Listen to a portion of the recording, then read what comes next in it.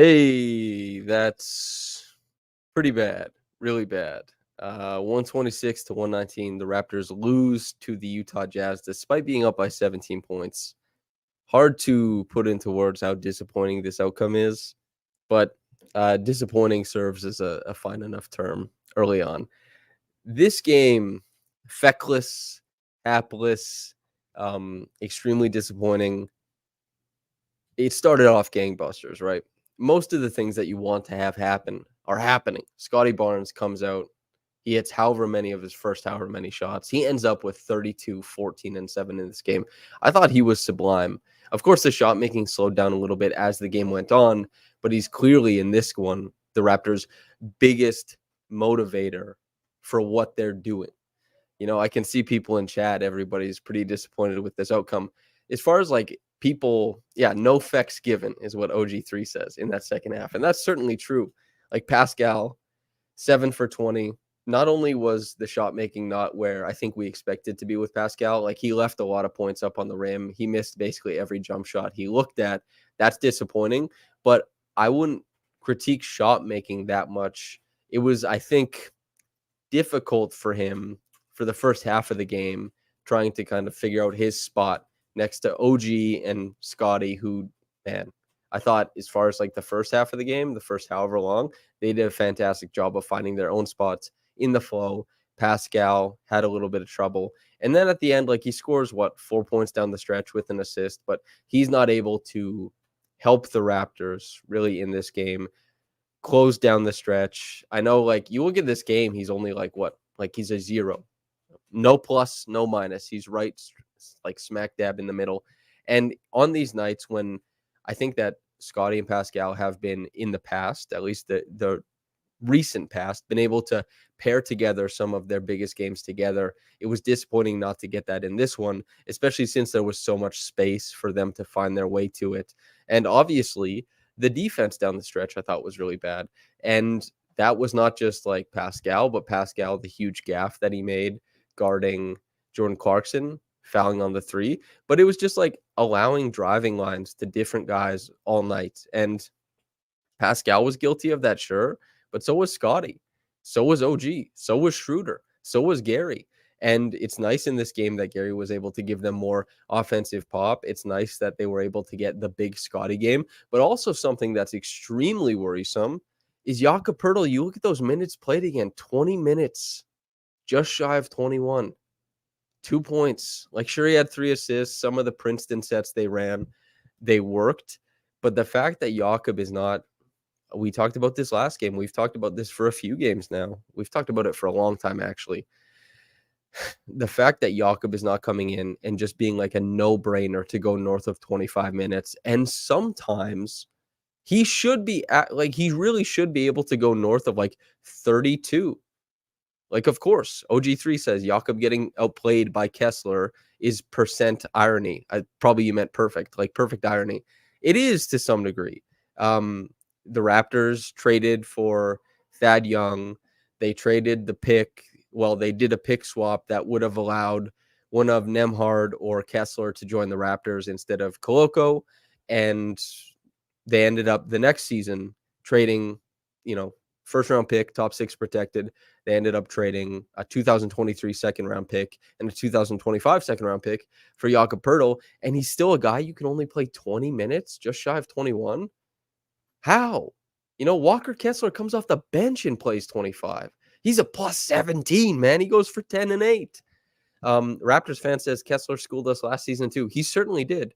Walker Kessler has been a very impressive big man to start out his career. I don't think he would be like a no-brainer for the Raptors every time, but as far as like a guy you can take a flyer on at the back end, he obviously would be great on the team. But we're not supposed to obviously just like wish cast about what's happening. We have to deal with what is the concrete, the reality, and that is that Jakob Poeltl hasn't been able to provide, enough pop from the center position. Defensively, he hasn't been able to bring enough. Offensively, his limits, I think he does bring enough when capable. Certainly, he does, but he's not always that capable, and he is a player who is defined by his limitations. Joseph Patterson says the miseducation of Darko Rajkovic. We also have Phoebe Bridgers, and I believe that's Fred again behind me, courtesy of my friend Malcolm. We watched the game together. This is his little studio. OG, let's focus on that. I think a strong driving game. He goes 2 of 3 from downtown. That had been maybe not so great over the past handful of games. He had been on a really cold streak from downtown. And in this game, I thought that he really did a fantastic job of fitting in offensively. Sometimes OG can like pass up a shot. But again, to the point I made about Pirtle is that like Pirtle is defined by his limitations. A lot of players are.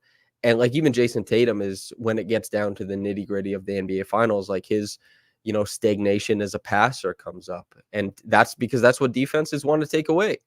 And it's been it's been tough, man. OG though, overall, I think that he played a really strong offensive game.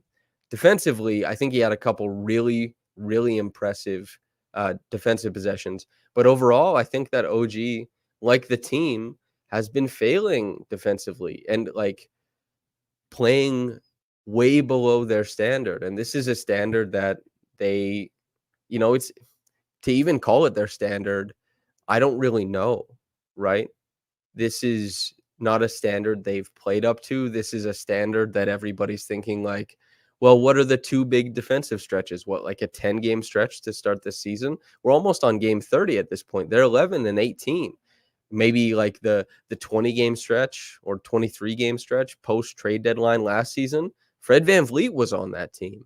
The post All-Star stretch of 2021-22, that team was just way different in how it operated and how it achieved things. This Raptors team, despite its defensive talent and the predictions that were made with that in mind, and a prediction I made, expectations of, a decent defense, the floor of a decent defense and perhaps an elite one, it just hasn't been the case.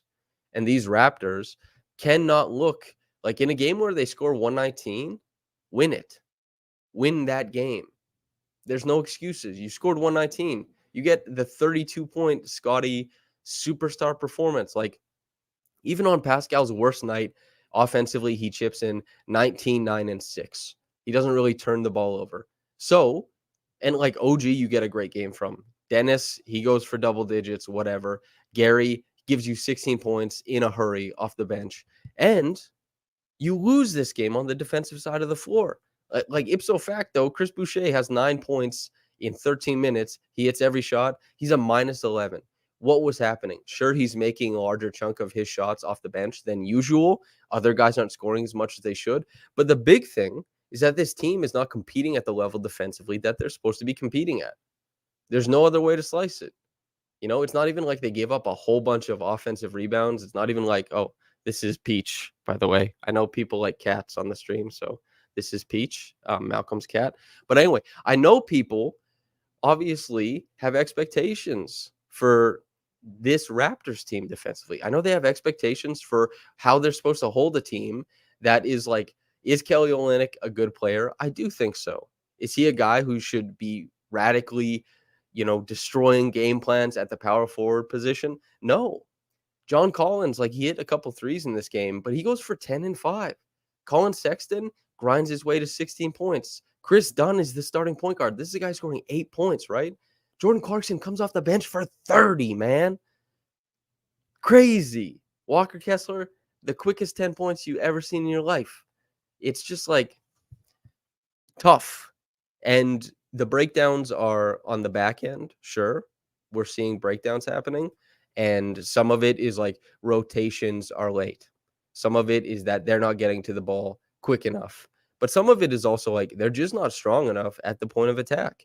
And when you don't have really strong point of attack defense, you have to be able to, on some level, rely on the back line to not only meet the dribble higher, make guys pick it up, make passes out, or when they pick it up early, get into their steps. And when they start their steps, you have a rim protector who can track those steps and block people. And if the rim protector is being brought over and there's a big dropping into the dunker spot, you need a guy coming in from the weak side and tagging him and kind of trying like chop block him and make sure that that lay down isn't there. These are like baseline defensive principles, and I don't think Darko is failing to preach those. I think he definitely is. I think that the team is failing to enact those. Now, do I think Darko, it's unfortunate that he's lost his grip on getting this team to play that level of defense? It does suck because there's only so much you can judge coaches on. The rotations are the easiest one that people pay attention to. The overall style and vibe of the team is another one. And also you get like testimonials from you get testimonials from players who say like this guy's great. I really like him. That's good too. But also it's that coaches need to be able to on some level speak to the players, get them rah-rahed up, wanting to go out there and like go to war for this stuff. And the Raptors to start this game, Peach, the Raptors to start this game, they didn't really go to war. They were just making shots. And then when the shots kind of slowed down, there was no war. There was no nothing. There was no compete level. Maybe I shouldn't be saying war. It's not like that. It's not that heavy. But they just like, as far as what they're doing defensively, the compete level is way lower than it needs to be. And we can see this in a million different things. Like, I lose count noticing what's going wrong defensively. What do the Knicks do to make sure that they play good defense? They meet the ball early. They rotate off of guys, and then they rotate afterwards. They can have as many nitty-gritty guards at the point of attack. I think, Quickly is a good point of attack defender, but he doesn't even start or play that much. You know, they kind of piecemeal together defense with a lot of effort, a lot of gumption. That's a good word. Instead of feckless, we're talking about gumption going forward. Hopefully these guys can turn it around. But as far as what they're able to do, the Raptors, I can't really point to one thing that they do well defensively. That's a big problem. And that is when you look at what this team needs to be doing, that's like a huge, huge part of what success is. So we have a comment here from Andre Silva that says no coach is fixing the problems with this current roster. And I agree. I think that the Raptors, they could have, peak Popovich or whoever the hell you think the best coach of all time is in here. They're going to be defined by their limitations to some degree. And then we have the opposing point of view from Guru Shishya, who says the Knicks also have a coach that's respected and a bit feared. I do think that depending on the coach, you can get more out of a team, certainly. Depending on the coach, you can play more, I don't know, more impressive styles of basketball. You can be more on the cutting edge. And we've actually seen what that looks like with the Raptors because Nick Nurse was a cutting edge coach, but he also interpersonally lost the team. And not his decisions as a coach, like his rotations, the minutes played, anything like that. That's not what ended up having him and the Raptors part ways. It was the interpersonal stuff. It's no surprise to anybody that when Nick comes back to town, I was there when Scotty was asked about it. I was there when Nick was asked about it, and neither guy's like, "Why would we have talked? Why would we have done anything?" They're like, "There's no love lost there," and Scotty's the future, evidenced clearly by his 32 points, 14 boards, and 7 assists, right? And Nick is a really good coach. I said that all last season, but I said like he's clearly losing the locker room, and he's kind of like, these players are becoming disillusioned with him and like the rock star status and all that kind of stuff. And yeah, it's Coco has something a really, really insightful. I think you sum up kind of exactly what it is. There's many ways to lose at coaching and only a few ways to get it right, it seems. I think that's really insightful. I think that's true. And also, coaches are the easiest to point to when things aren't going well, because it's like, well, you make the decision, you decide how the team plays, but they also don't have that much control because they can say what they want. They can preach their principles. They can say all this kind of stuff, and the team can act it out in the best way they're able to. And it might not be what the coach envisioned. It also might be that like they don't exactly do what the coach envisions. And as far as Darko, I'm not out on Darko. I know a lot of people are out on Darko, but I don't think Darko is doing much worse than a lot of coaches would be doing. Somebody mentioned Eric Spoelstra would be able to turn this team into something. I think Eric Spoelstra is one of the greatest coaches of all time. It wouldn't surprise me if he was able to get more out of this team. But this roster is very flawed, and we see this show up. But it's also tough to look at a team that allows, this many points to 126 points to the Utah Jazz, that allows so many different players to get their game off. Jordan Clarkson going for 30 in 30 minutes. And you're just like, you're looking at a team that wasn't able to handle a multitude. Like, they can't guard Lauri Markkanen coming off of a curl. Why? You can't communicate that coverage. Why? It's like his first score of the game was like a dunk. It's because Pirtle and Scotty don't know how to communicate their coverage, and Pirtle basically ends up screening Scotty, and then Markkanen just turns the corner and dunks. That, like, what? I mean, that's terrible. And I can't tell you right now. I'd have to go back and watch, like, who, and probably talk to the players, like, who's responsible for that mishap defensively. But I don't mean to blame either Jakob or Scotty, just to say that, like, guys are miscommunicating on this team. It's leading to breakdowns. Greg F says Lauri Markkanen is extremely good and unique with his size. He certainly is, man. Lauri Markkanen is one of my favorite players in the league to watch. He's huge. He works well off ball. He bangs triples. He's like, and I thought he was like 6'10". They said 7 foot on the broadcast. I had to look it up. He's massive, man. And he's tough to bottle up to some degree, but also he's not super creative as far as his handle. So what do you want to do if you're guarding Lauri Markkanen? You want to press up into him, especially if you have backline help for like a back cut or whatever. You need to be more present. You can't let that guy get loose and start walking to the rim. You can't let that guy open for a three. And I thought that the Raptors, like, you could see possessions, whether it was Pascal or whether it was Scotty, who both of them saw a lot of Lauri in this game, or even OG. Guys just weren't playing, in my mind, the right way against them. And of course, that can be intertwined into a larger defensive approach that the team wants to play in a team concept. But as far as what they were doing, I thought that it wasn't good. I thought that their approach wasn't strong. And it's no wonder that this guy, like, can go to 30 with 5 assists and 9 rebounds.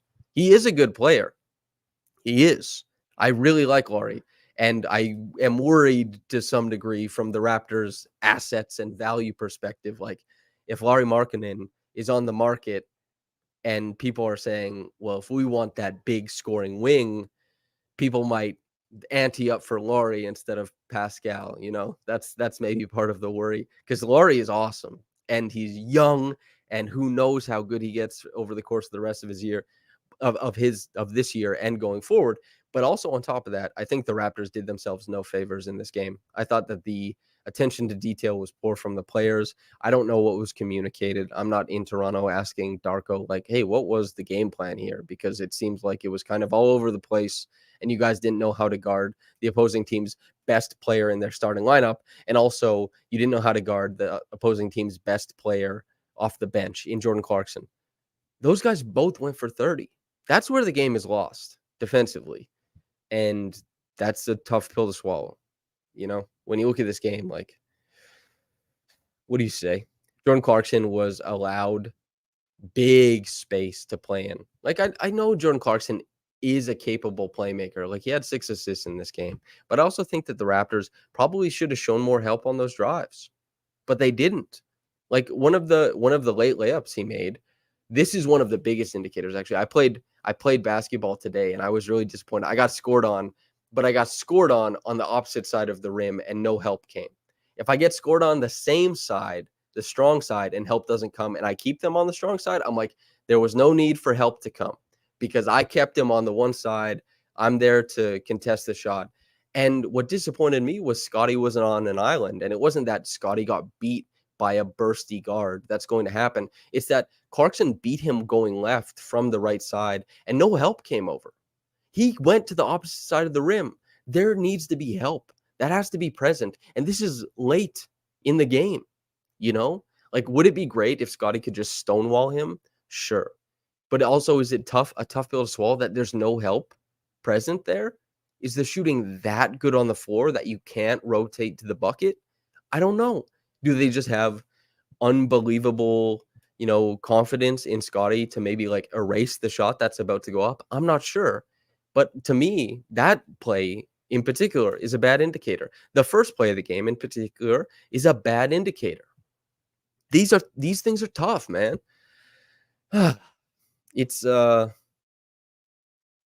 This game was really disappointing. I remember thinking when they were up and it started creeping closer, and then I believe they took the lead at 106, 104. I was like, man, people are not going to be happy with this one.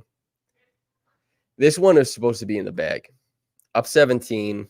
The Jazz, I like a lot of the Jazz guys. I do. But like Colin Sexton, I enjoy. John Collins, I enjoy. Kelly Olynyk, I enjoy. Markkanen, I think, is awesome. Jordan Clarkson, I think, is like super, super entertaining and like a hell of a spark plug scorer.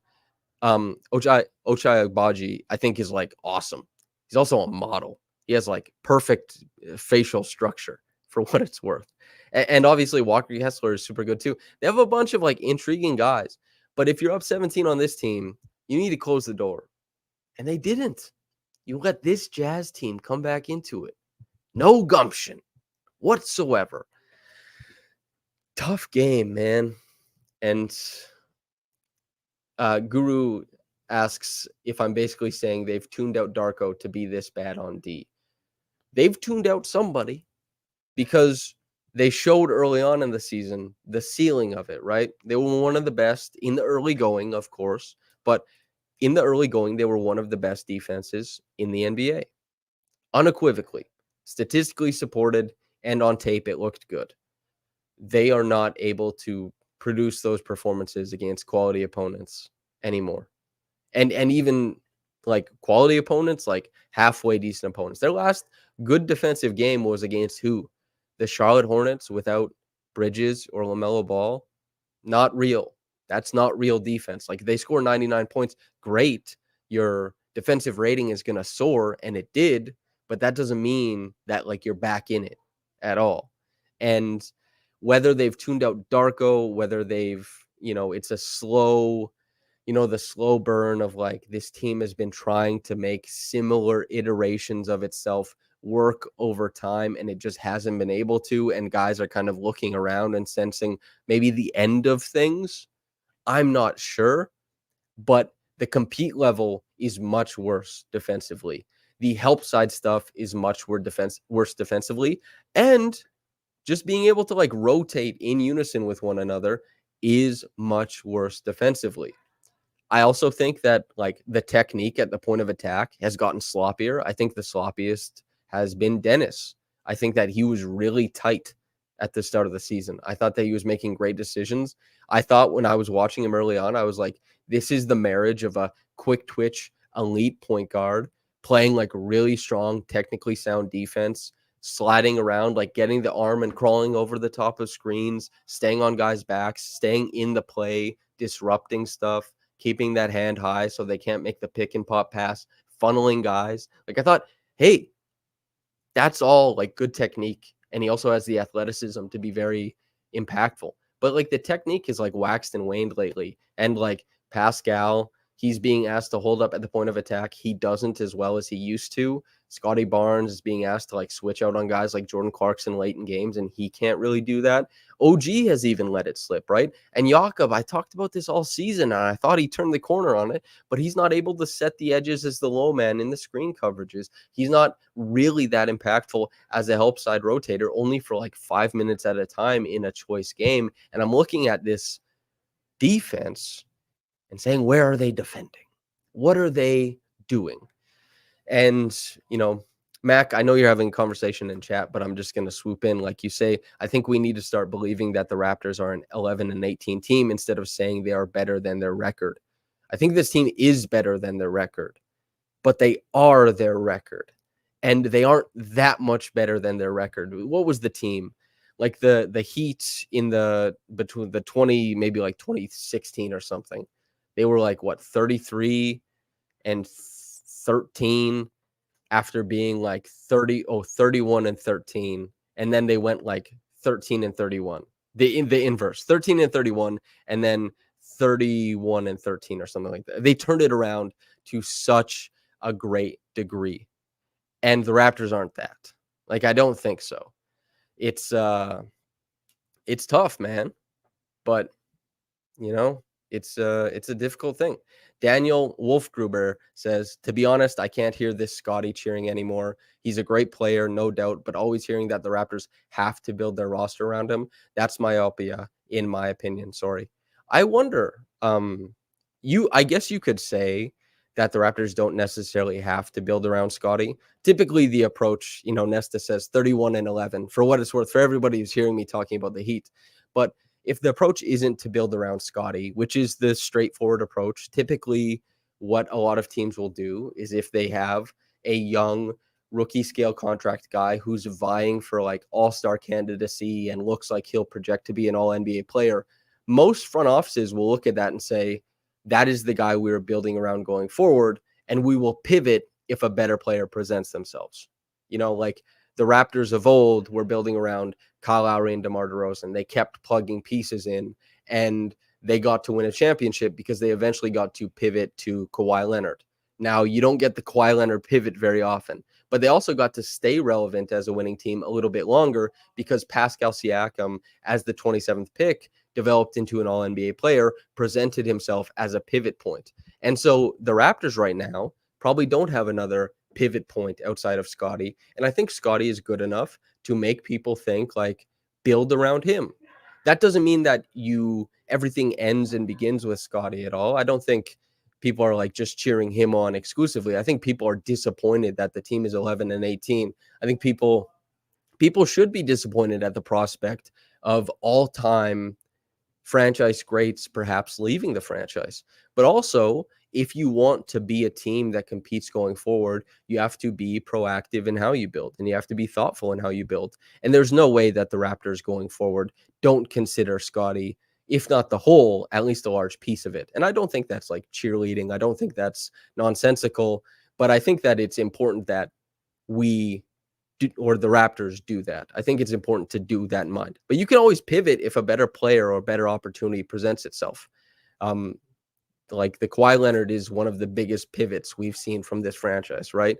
The Rudy Gay trade was a pivot where the Raptors weren't sure who they would be building around. And then what happened? Because they tried to trade Kyle Lowry too, Kyle Lowry presented himself as a pivot point. And even the team wouldn't bet on necessarily. Like he almost left a few times. He almost signed elsewhere. He almost got traded more like farther down the road. Even in the championship season, there was rumors about him being swapped from Mike Conley.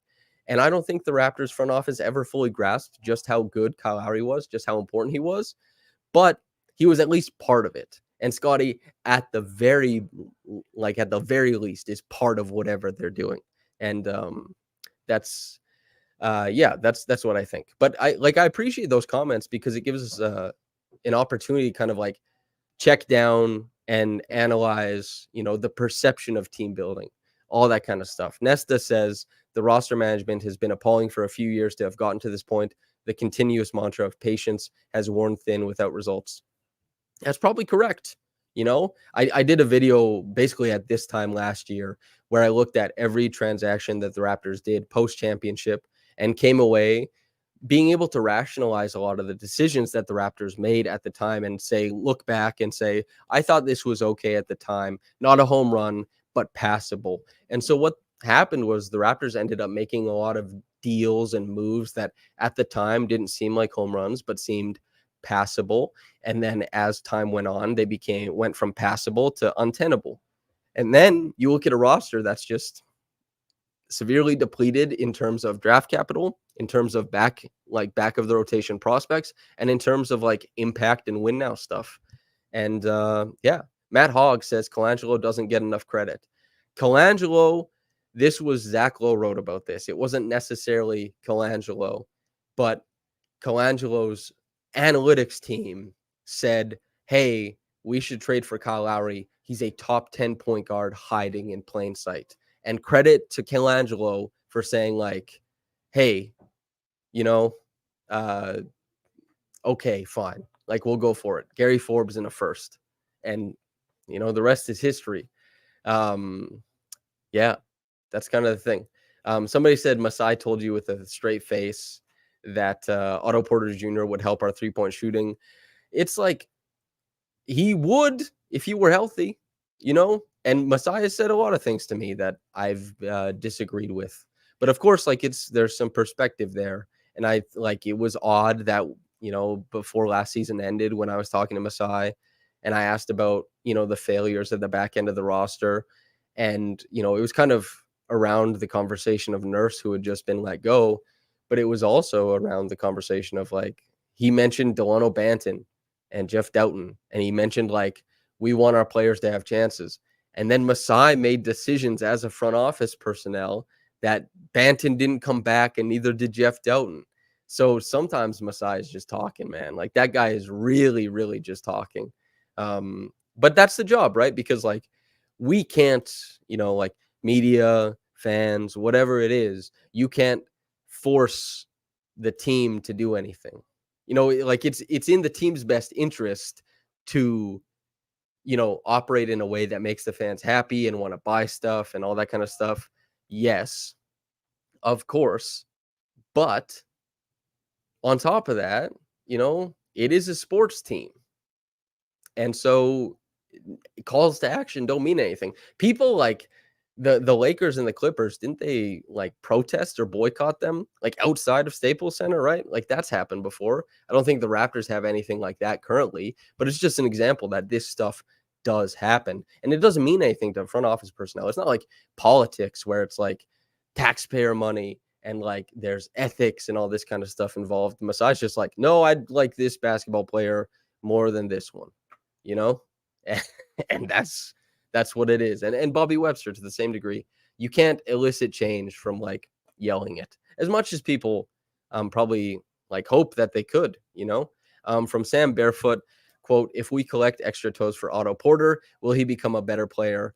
Reference to injury from last year, end quote. And with a $5 donation. Thank you, Sam. That's incredibly kind.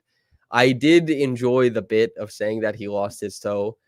Otto Porter Jr. has been a great disappointment, not because he's like a disappointment in himself. It's just that he had like one healthy season in like 6 years, and it happened to be as he was load managed to some degree with the Warriors. He was awesome. His game has always been awesome. It's just the health as it's kind of degraded over time, and he just hasn't had it at all with the Raptors. I think it made sense.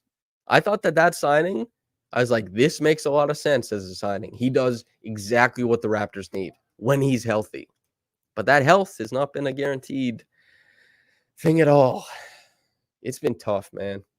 This team, covering them is a lot different than covering the good Raptors teams because this team is not good necessarily. In fact, they're probably close to bad. And if they're not bad, they've been mediocre. 11-18, it says one thing more than the rest. Yeah. Someone says Otto said he wanted to take us to the finals. Remember that? I did not see that quote, but that's really funny. I like the confidence. Obviously, that didn't happen. Probably won't happen for a while. And if the Raptors do get back to the finals, the iteration of the team will be wildly different, presumably. But that feels like a podcast. It's a little bit shorter, but I got stuff to do for myself over the holidays. So 35 minutes is as much as you guys are getting out of me. Thanks for tuning in with me. For the people listening, the precious charge, Coco says, yes. And then that spurred on a conversation with myself and my friends about taking charges in like men's league or women's league games. I'm not pro charge in men's league for what it's worth. People talking about Darko's comments, I will look at that and be able to talk about them when we talk on the 27th. But I haven't seen, obviously, I can't take a break to watch it and be like, hey, what's Darko saying? So I'll keep that in mind. Thanks to everybody for watching. You guys are always the best. Thank you for the insightful, interesting, and there was a lot of not insightful as in, INSIGHT, but INCITE. There's a lot of stuff in the chat tonight, a lot of nastiness. I saw it.